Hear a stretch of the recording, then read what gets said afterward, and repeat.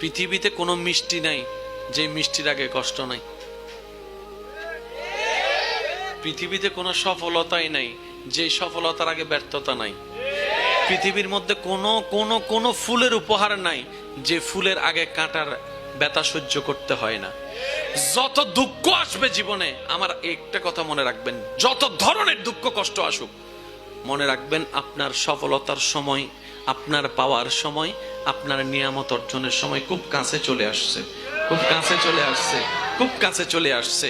মনে রাখবেন ভাইয়েরা, পৃথিবীতে নবী রাসূলের মতো আল্লাহর কাছে প্রিয় তেমন কোনো বান্দা নাই। আর প্রত্যেকটা নবী রাসূলের জীবনী পড়ে দেখেন, কষ্টের মধ্যে দিয়ে গিয়েছে, দুঃখের মধ্যে দিয়ে গিয়েছে। কথা বলেন ঠিক কিনা? করি সুখে থাকার জন্য টাকার দরকার, সম্পদের দরকার।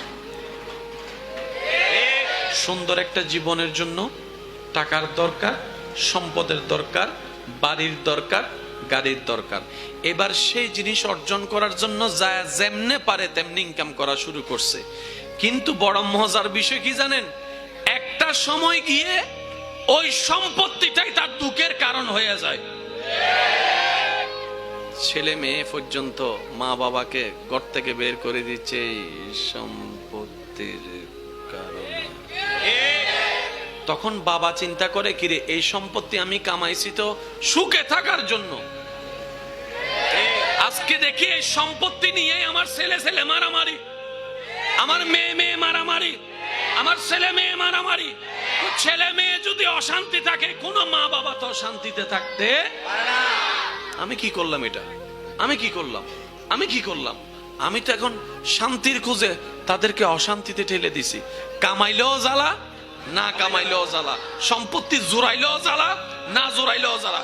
সম্পত্তি জুড়াইলে বেশি কে নিবে সে চিন্তায় মগ্ন, আর না জুড়াইলে গালাগালি করে, কেন জন্ম দিছো আমাদেরকে।